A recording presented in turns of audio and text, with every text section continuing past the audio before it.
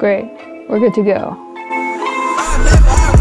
Hey guys, Abby here from Safari Pedals. I'm currently in Atlanta, Georgia at Stankonia Studios with Renegade. How you doing? Good. Thank you so much for having me over. Likewise, likewise. I really appreciate it. Yeah. So before we dive into our chat, let's start out with who you are, what you do, and we'll take it from there. My name is Renegade L. Ray. I'm from Memphis, Tennessee. Of course, I work here at Stankonia Studios. I currently manage the building. I'm the head engineer here as well.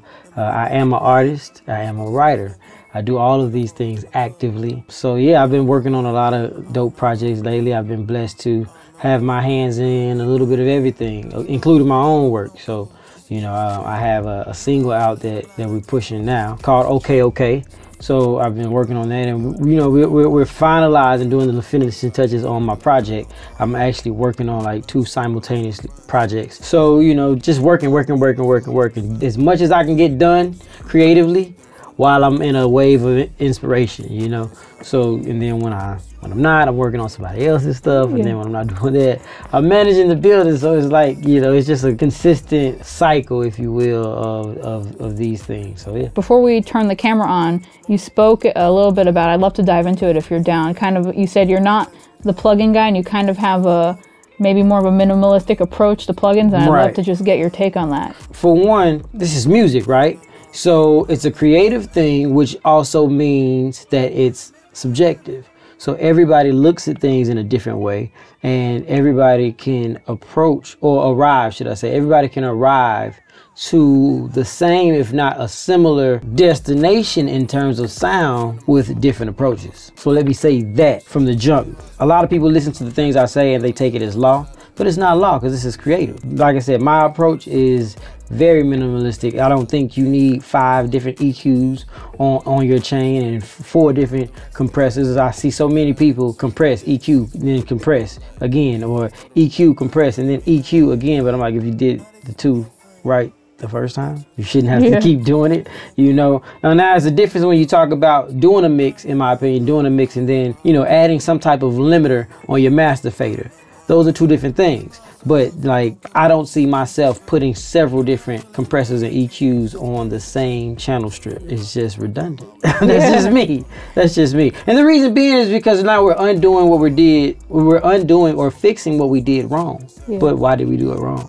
That's a good point. And I love how you said before, like, that you like to get everything in strong, well recorded, and then just kind of see, that's how I was taught and trained as an engineer. John Fry, Warren Bletcher, Gary Fly, these guys are names that, you know, besides John Fry, the other 2 are names that you might not ever hear about, but they were excellent engineers, and they definitely taught me that tracking is the most important step. Like, so many people are like, I fix it in the mix, I fix it in the mix, or we'll get the master engineer to do this. No, the most important step is the tracking part. You know, when it comes down to the production, did the producer pick good drum sounds to sample? You know, are these live drum sounds? You know, whatever the case may be. And if they're live drum sounds, did we record them in correctly? Did we record in the keys, the guitars, whatever the case may be, correctly? So then when it comes down to vocals, making sure that our vocals are recorded in nice and strong, full of body, because the human vocal is so dynamic, so beautiful, right? So why would I put a bunch of compression on it going to tape and squash that beauty out of it? Everybody's voice is different. Everybody's voice has a different characteristic that gives them their superpower. So why would I squash that? Mind you, what goes to tape is what we got.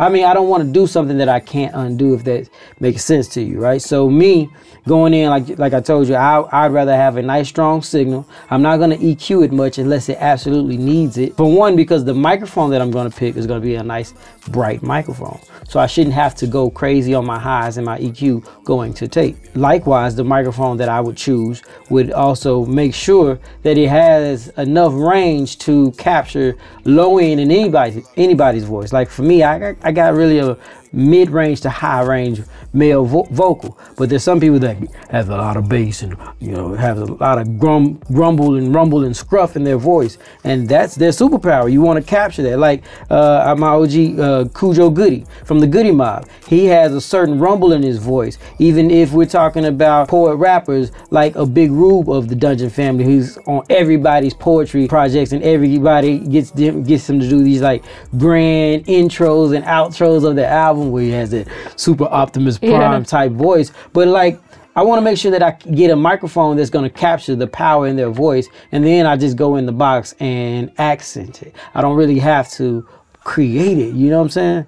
That's just, there again, that's just my take on it. I love that take, like how you said to accent it instead of like fix or create. I'm gonna definitely be taking that like yeah, that's what we're here for, to share thoughts and takes on music, because that makes us approach things in different ways. But that's how I was always taught. So track it right, and then we don't have to dress it up and make it sound sweet. It's already sweet when it went in the box. I want to dive into being in Atlanta and being in the heart of it. Like, how does the music scene and culture influence the work that you do here? Oh, it's everything.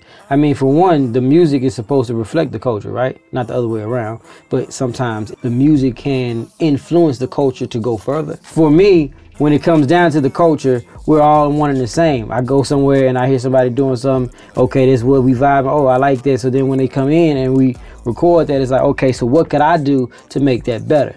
You know, what could I do to make that pop, or to make the listener hear the way we hear it when we're in the environment, right? Yeah. Because when we're recording sound, we're just giving you a glimpse. We're just giving you a picture of what it is that we do on the daily. Take like some of the slumber underground artists or whatever. If the music is real dirty, real grungy, the 808s are distorted like that, like a beatbox would be. You get what I'm saying? Yeah. But the vibe of it makes you like, yeah. You know, you want that vibe when you listen to it, when you play it back. So my job as the engineer is to be able to capture that, recreate that, cook it up, give it back to the people. You know, so that's so to answer your question in totality, my approach to engineering, or even my approach to music creation, is going to always reflect what's going on out here, outside. To kind of sum it up, I'm asking everyone a slightly odd question at the end to get everyone's take. I'm doing a meter. We're going to do a vote. Okay. Does pineapple belong on pizza? No, not at all. Not for me. Yeah, everybody's taste buds is different, but no, because it's like a Hawaiian style pizza, right? Yeah. No, I'm good on that. It's a funky one, so we'll add him to the no meter. To the no list, yeah. Put me up there at the top of the list. So far, no is in the lead, so we're gonna see how things are by the end of this series. Yeah. But thank you so much for having me over again. No doubt, appreciate you coming by. I appreciate it, and guys, I'll catch you somewhere next time in America. Not sure where, but we'll see you then. So. Catch you. Surfing, rock in the parking lot, my weed loud, and I like the game, blah, blah.